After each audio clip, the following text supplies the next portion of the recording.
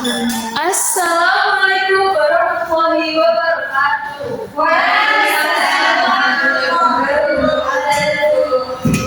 Oke, selamat pagi semuanya. Pagi. Gimana kabar hari ini bahagia semuanya?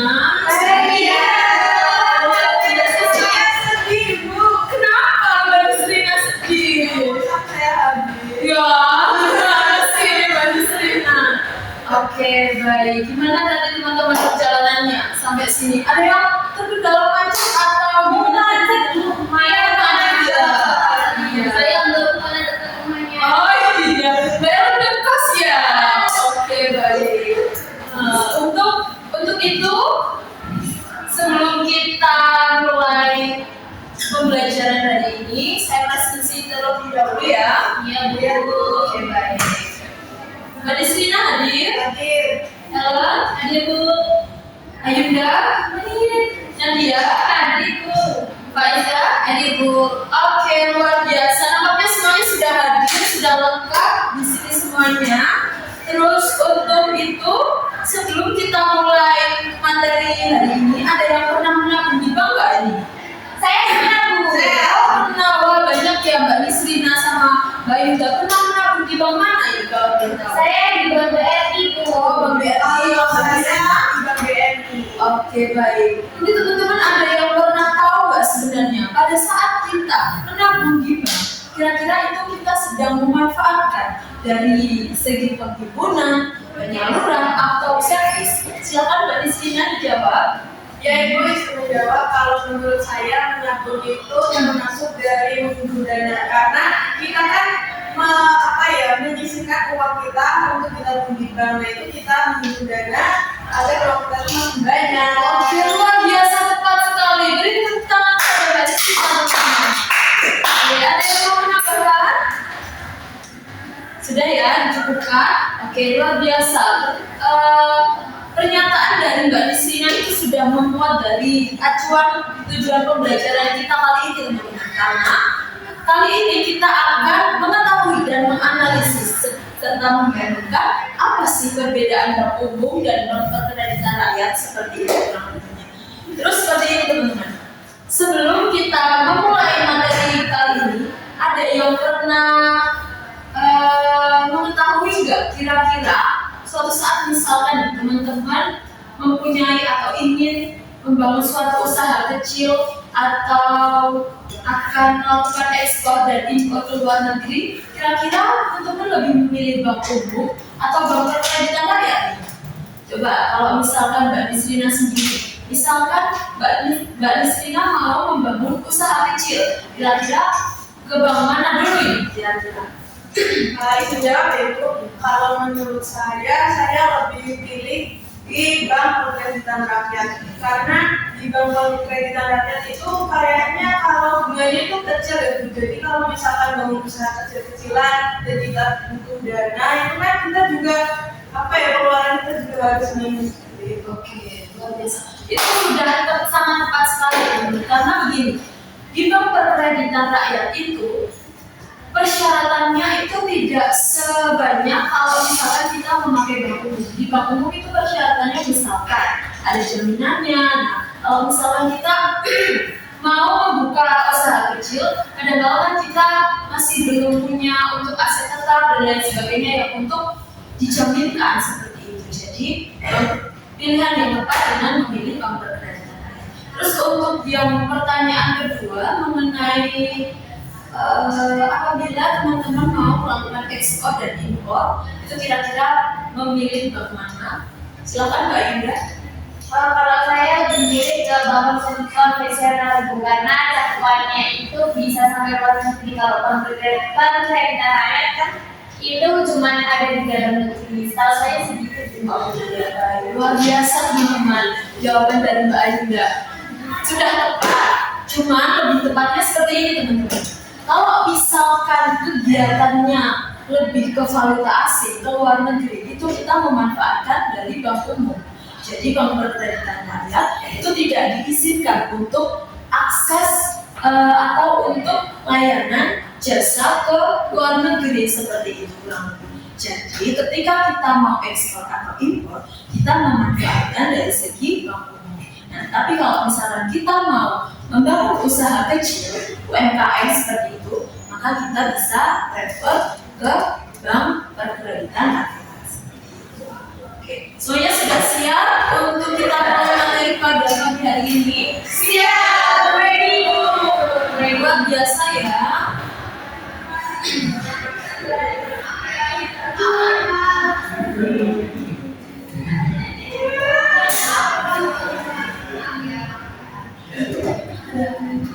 Wis menyalakan.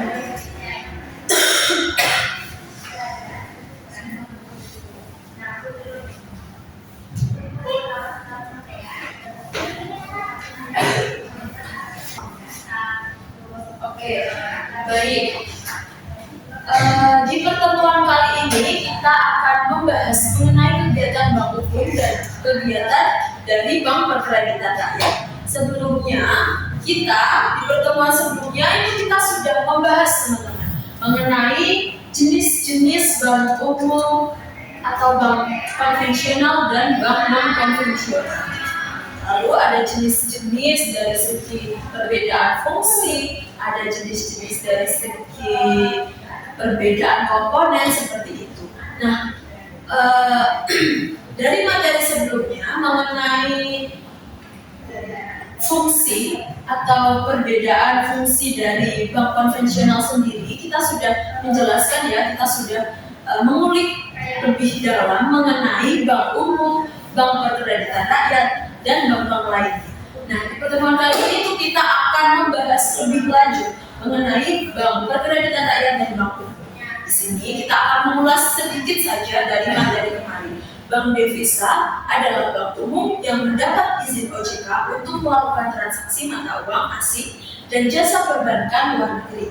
Fungsi utamanya meliputi transfer falas, ekspor impor, dan pendanaan falas. Bank non-devisa adalah bank yang tidak memiliki izin untuk melakukan transaksi luar negeri atau mata uang asing falas dan berfokus pada transaksi domestik. Contohnya meliputi bank BCA, bank syariah, dan bank jasa lainnya.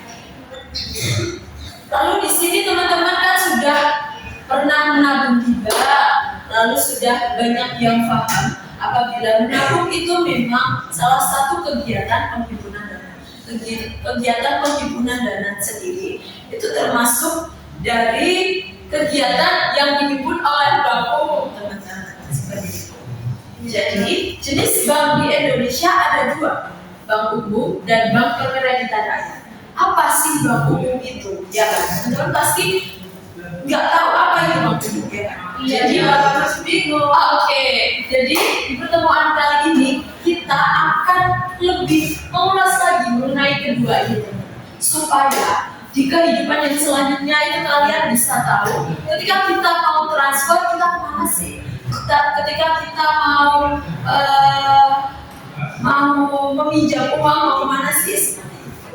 Oke, jadi bank umum adalah bank yang melaksanakan kegiatan usaha secara konvensional atau berdasar prinsip syariah. Kegiatannya memberikan jasa dalam lalu lintas pembayaran. Bank perkreditan rakyat adalah bank yang melaksanakan kegiatan usaha secara konvensional. Kegiatannya tidak memberikan jasa dalam lalu lintas pembayaran. Jadi, perbedaan bank umum dan bank perkreditan rakyat adalah ketika bank umum itu dia melayani dari segi lalu lintas pembayarannya, tapi berbeda dengan bank perkreditan rakyat. Bank perkreditan rakyat itu hanya khusus untuk permodalan masyarakat kecil menengah seperti itu.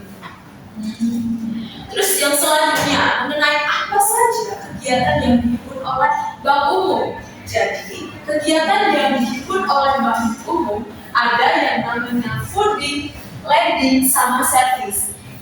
Funding sendiri artinya adalah kegiatan penghimpunan dana, sedangkan lending adalah kegiatan penyaluran dana. Service berarti sebuah pelayanan dan jasa. Penghimpunan dana artinya jadi seperti ini, teman-teman. Bank itu sebenarnya tidak punya uang untuk melaksanakan operasional dari perbankannya sendiri. Maka dari itu ada 3 kegiatan yang harus dihimpun. atau dilakukan supaya misalnya ketika pembayaran gaji, pembayaran listrik, semuanya tetap berjalan sesuai yang semestinya, tidak terhambat karena sedang tidak memiliki kas atau dana di banknya seperti itu. Penghimpunan dana.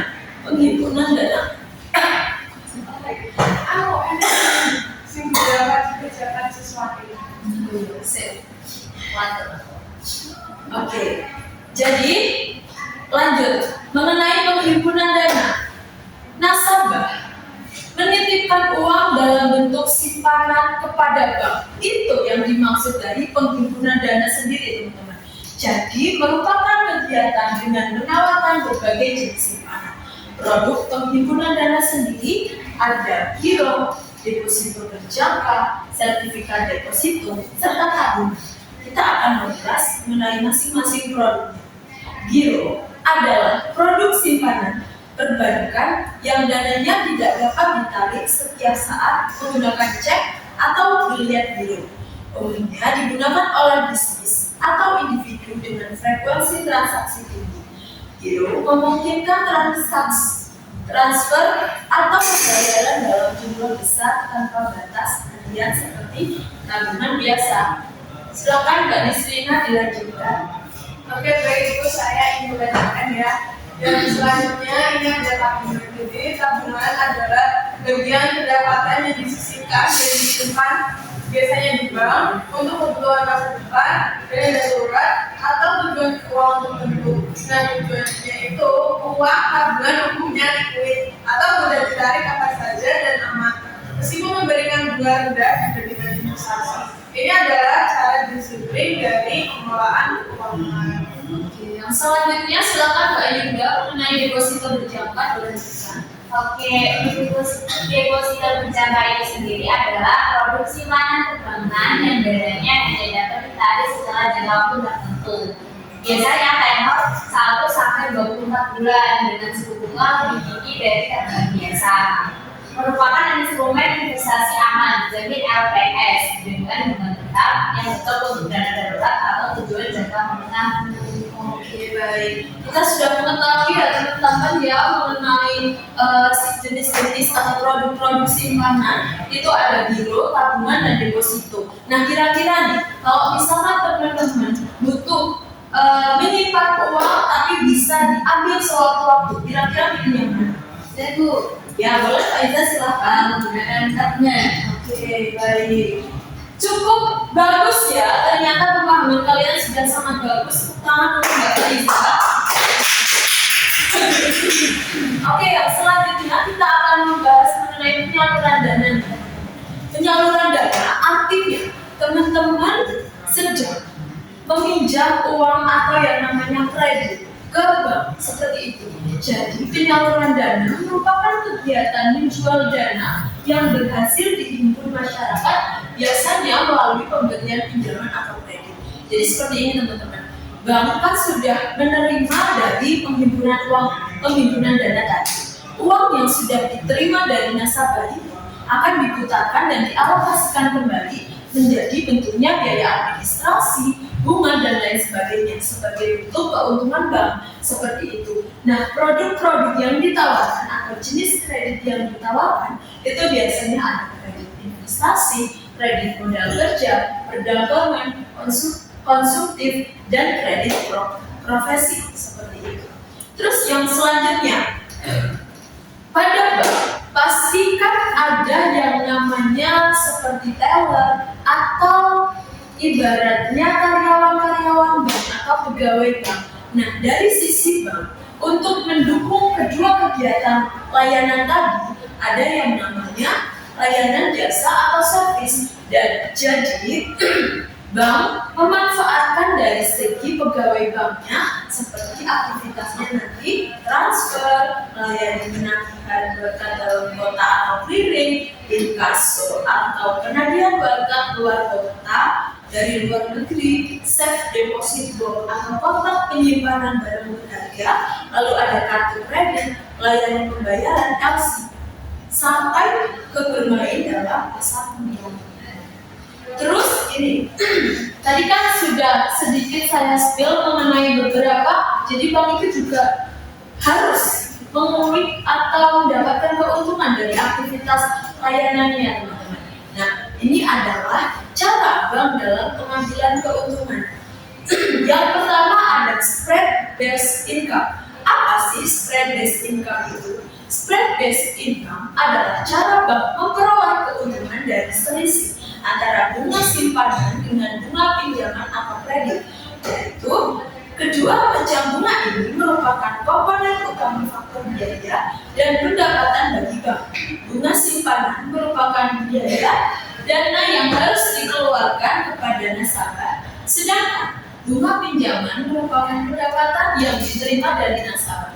Agar memperoleh keuntungan, bank menetapkan bunga pinjaman lebih besar dari bunga simpanan. Lalu untuk yang selanjutnya, jadi dapat disimpulkan bahwa spread based income ini kita alokasikan pada saat penyaluran dana atau pada saat pelaksanaan kredit modal kerja, kredit perdagangan dan lain sebagainya. Terus untuk yang fee based income adalah cara bank memperoleh keuntungan dari transaksi dalam jasa-jasa bank. Keuntungan dari jasa bank dewasa semakin dibutuhkan akan dari tahun ke tahun. Jadi fee based income ini dialokasikan dan diterapkan pada saat jasa-jasa bank atau servis bank. Untuk yang selanjutnya mengenai bentuk keuntungan dari jasa, silakan Mbak Faiza untuk dibacakan.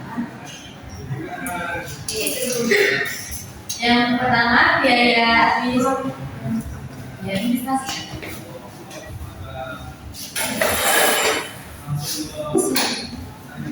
Untuk bentuk keuntungan dari jasa yaitu ada yang pertama biaya administrasi. Biaya administrasi digunakan untuk jasa-jasa yang memerlukan administrasi khusus. Pembebanan biaya administrasi biasanya digunakan untuk pengelolaan sesuatu fasilitas tertentu. Contoh biaya administrasi ini seperti biaya administrasi kredit dan administrasi lainnya. Yang kedua, biaya kirim. Biaya kirim diperoleh dari jasa pengiriman uang atau transfer, baik jasa transfer dalam negeri maupun transfer luar negeri. Yang ketiga, biaya tagih. Biaya tagih merupakan jasa yang digunakan untuk menagih dokumen-dokumen milik nasabahnya, seperti jasa clearing atau penagihan dokumen dalam kotak dan jasa inkaso yaitu penagihan dokumen ke luar kotak. Biaya tagih ini dilakukan baik untuk tagihan dokumen dalam negeri maupun luar negeri. Dan yang keempat yaitu biaya provisi dan komisi. Biaya provisi dan komisi ini biasanya dibebankan kepada jasa kredit dan jasa transfer serta jasa-jasa atas bantuan bank terhadap suatu fasilitas perbankan. Besarnya jasa provisi dan komisi tergantung dari jasa yang diberikan serta status nasabah yang bersangkutan. Yang kelima yaitu biaya sewa, yaitu digunakan kepada nasabah yang menggunakan jasa safe deposit loan. Besarnya biaya sewa tergantung dari ukuran box dan jangka waktu yang digunakannya. Yang terakhir biaya iuran. Biaya iuran diperoleh dari jasa pelayanan bank atau kartu kredit, di mana kepada setiap pemegang kartu dikenakan biaya iuran. Biasanya pembayaran biaya iuran ini dikenakan per tahun.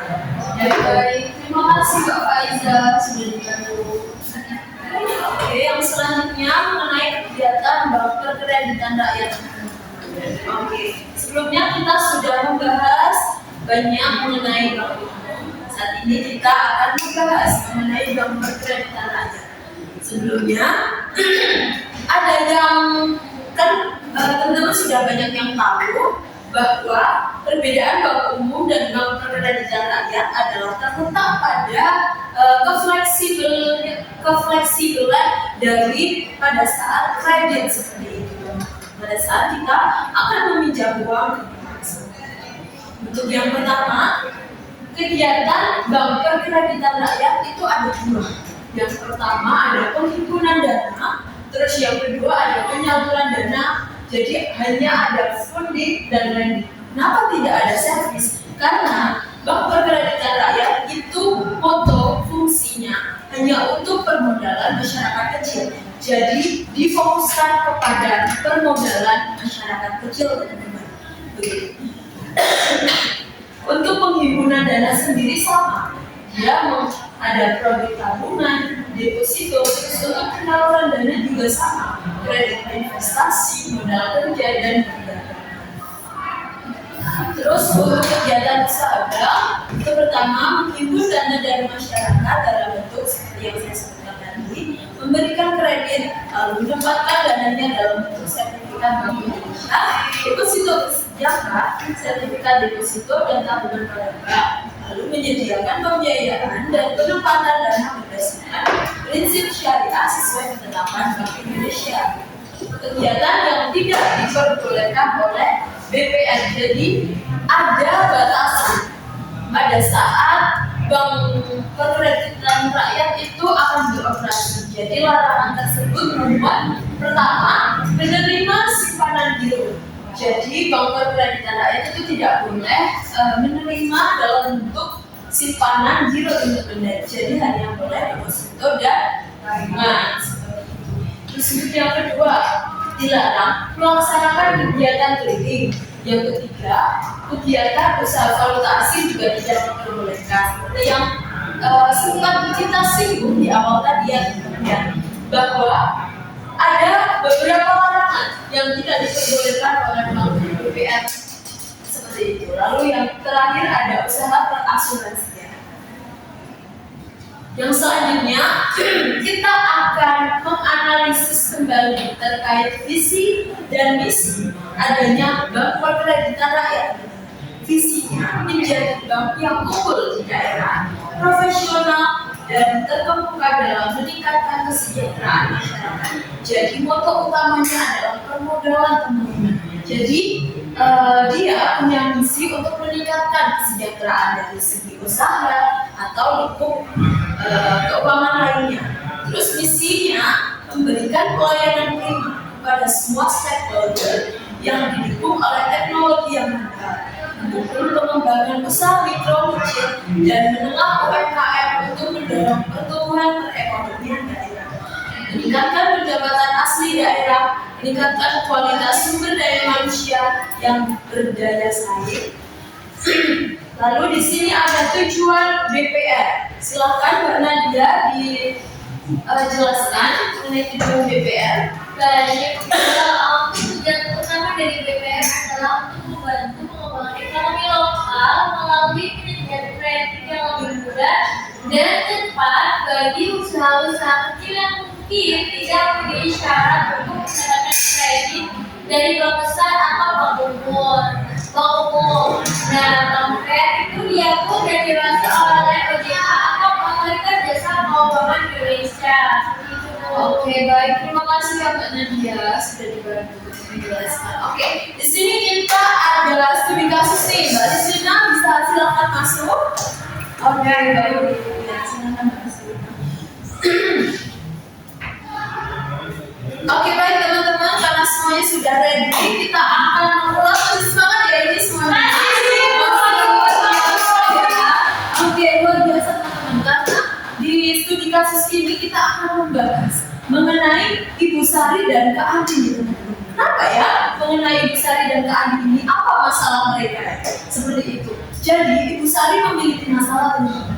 Dia memiliki usaha keripik singkong di desa. Lalu ia membutuhkan dana pinjaman dengan modal sekitar 5 juta dengan proses yang cepat dan syarat yang mudah. Namun di sisi lain ada case kedua teman-teman. Kak Andi juga punya masalah ternyata. Kak Andi adalah importir barang dari Korea yang harus mengirimkan uang dalam bentuk dolar setiap minggunya. Terus pertanyaannya, kemanakah Ibu Sari sebaiknya pergi? Bank Umum atau BPR dan mengapa? Terus yang kedua, kemanakah Kak Andi harus pergi? Bisakah dia ke BPR? Mengapa? Seperti itu. Jadi untuk studi kasus kali ini dibentuk 2 kelompok, nanti dihitung mulai Mbak Kristina. Silakan. 1, 2, 3. Oke, itu kelompok 1. Oke ya, itu kelompok 1. Untuk yang kelompok 2 selanjutnya 1, 2. Oke. Jadi Mbak Arina dan Mbak Faiza bisa membentuk kelompok menjadi kelompok 2. Nanti untuk kelompok 1 bisa dijawab di analisis kasus pertama, kelompok kedua bisa menjelaskan dari analisis studi kasus yang kedua. Waktunya adalah 2 menit cukup ya? Iya. Oke.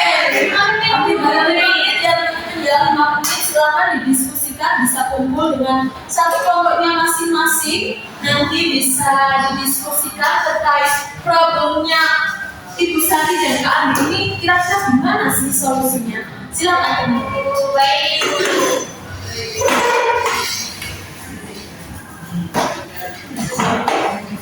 Silakan dibagi kelompok.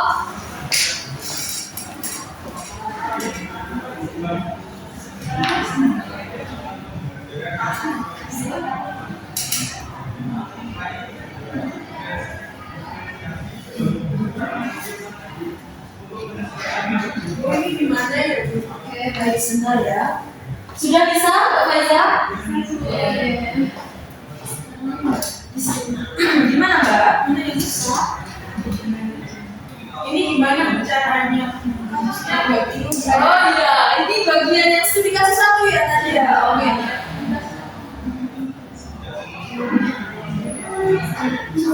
Oke, makasih Bu Kisha. Oke, sama-sama. Silakan dilanjut diskusinya teman-teman. Oke, karena waktunya sudah cukup ya teman-teman. Silakan untuk studi kasus pertama mempresentasikan dari opininya seperti itu. Presentasi boleh langsung di tempat duduk. Ya. Silakan Mbak Isrina, perwakilan kelompok pertama. Oke, Bu. Kemana Ibu Sari? Pertanyaan yang pertama, kemana Ibu Sari sebaiknya pergi dan berkunjung atau BPR dan mengapa?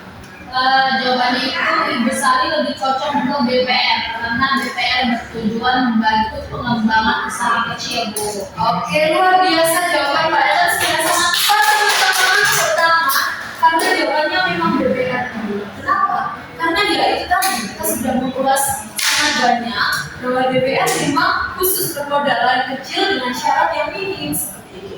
Untuk studi kasus kedua, silakan kelompok kedua, Mbak Ainda dipersilakan. Baik Ibu izin menjawab ya untuk studi kasus nomor 2 yang ini Kak Andi adalah importir barang dari Korea yang harus mengirim uang dan $1 setiap minggu. Nah, jadi menurut kelompok kami, Kak Andi itu wajib ke bank umum karena BPR dilarang melakukan usaha valuta asing dan jasa lalu lintas membayar.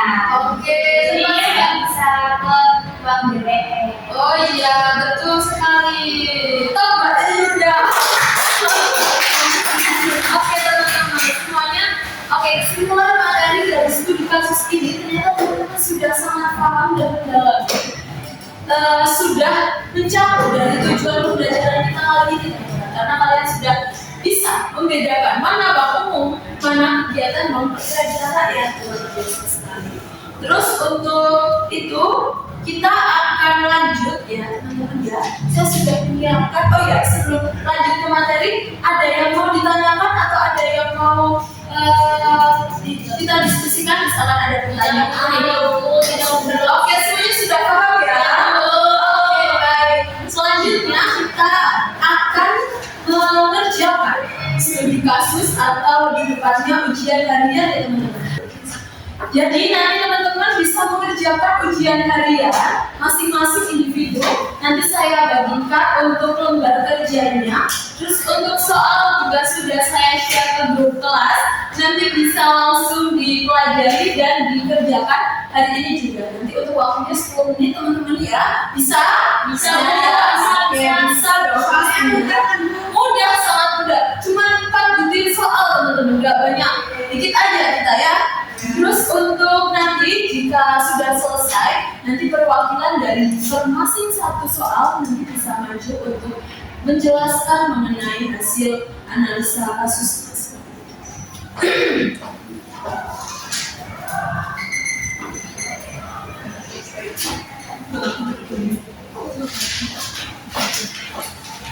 Terima kasih Ibu. Ya, sama-sama. Oke, bisa segera dikerjakan ya teman-teman. Untuk tata cara pengerjaan juga sudah ada di situ sudah tertera lengkap. Nanti untuk nama, identitas jangan lupa diisi. Apabila ada kesulitan nanti bisa ditanyakan.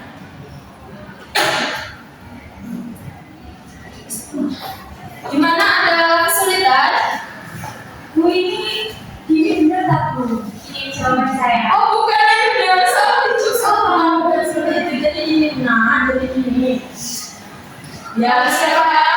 Oke, gimana Kak Iza? Kalau lagi? Tidak.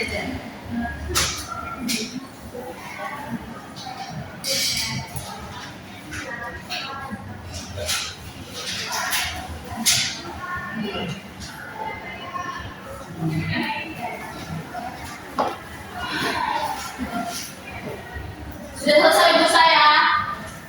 Belum. Jangan kamu.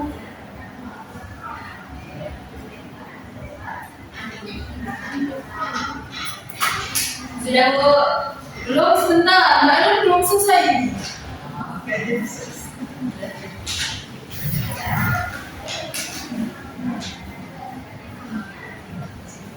Oke, semuanya sudah selesai. Ya. Luar biasa. 43. Oke. Sudah dengan semangat sekali untuk coba ya. Biasa. Oke. Untuk itu kita akan mengulas materi pembelajaran terkait studi kasusnya. Silakan untuk studi kasus pertama.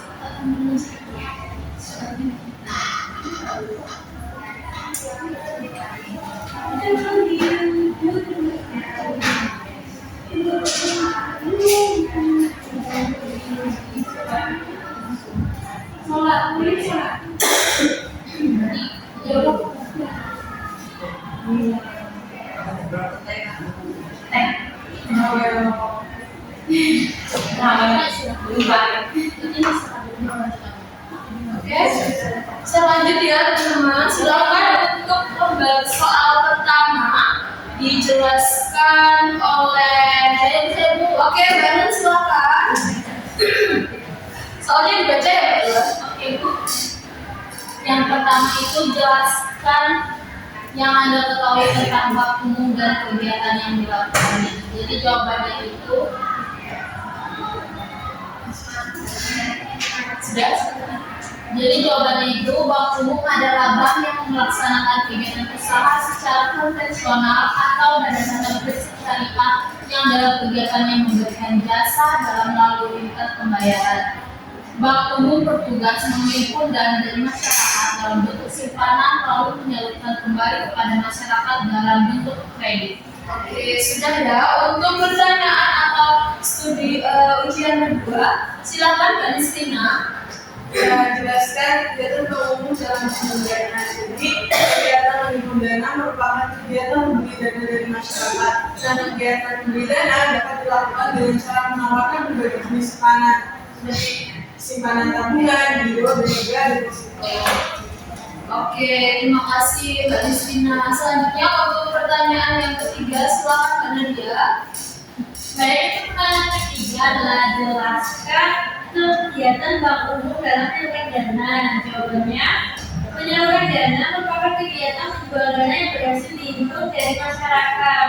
Dan penyaluran dana ini dilakukan oleh bank melalui pemberian pinjaman yang dalam masyarakat lebih dikenal dengan nama kredit. Dan kredit ini diberikan oleh bank terdiri dari beberapa jenis tergantung dari kemampuan bank yang menyalurkan. Demikian pula dengan jumlah serta tingkat suku bunga yang ditawarkan. Jenis kredit yang ditawarkan oleh bank antara lain kredit investasi, kredit modal, kredit perdagangan, kredit produktif, kredit konsumtif, dan kredit profesi. Oke, terima kasih Mbak Nadia. Silakan selanjutnya untuk yang soal keempat, Faiza. Oke, untuk soal nomor 4 yaitu jelaskan kegiatan bank umum dalam memberikan jasa-jasa bank lainnya. Nah, untuk jawabannya, jasa-jasa bank lainnya merupakan kegiatan penunjang untuk mendukung kelancaran kegiatan menghimpun dan menyalurkan dana. Jasa-jasa yang ditawarkan oleh bank umum antara lain transfer, clearing, inkasso, safe deposit box, bank draft, bank garansi, letter, cek, dan bank card, bank notes, dan lain-lain. Oke, luar biasa. Untuk itu karena sesi ujian sudah selesai dan hasil pemahamannya juga sudah sangat bagus, masing-masing sudah paham betul bagaimana perbedaan dan kegiatan yang dialokasikan dari bank umum dan bank kredit rakyat. Untuk yang selanjutnya kita akan membahas mengenai, jadi di pertemuan selanjutnya kita akan membahas mengenai topik yang gak kalah menarik gitu dari pertemuan dari ini. Apa sih topiknya? Jadi topik yang akan kita bahas di pertemuan selanjutnya adalah mengenai apa sih produk atau bank giro, seperti apa bentuknya, seperti apa tabungan, giro dan deposito seperti itu. Jadi kita akan lebih fokus ke menganalisis bagaimana dan macam-macam jenis simpanan di dalam seperti itu. Terus untuk yang selanjutnya nanti materinya akan saya share ke grup kelas nanti H-1 sebelum pertemuan selanjutnya dilakukan, mohon untuk dipelajari terlebih dahulu ya teman-teman ya. Nanti apabila didapat ada kesulitan nanti kita bisa diskusikan bersama di ruang kelas ini. Untuk kesimpulan materinya bisa minta tolong Mbak Yuda disimpulkan materinya. Baik Ibu, terima kasih atas waktunya. Jadi kesimpulan pada materi hari ini kita itu bisa membedakan mana sih bank kredit rakyat itu apa saja fungsinya, bagaimana cara mengambil dana dari situ, dan bank umum. Itu yang berikutnya selain seluruh jasa-jasa perbankan dan melayani segenap lapisan masyarakat, baik masyarakat perorangan maupun lembaga-lembaga lainnya. Oke, terima kasih Mbak Yuda. Kira-kira gimana nih untuk pembelajaran kali ini? Semuanya seru ya?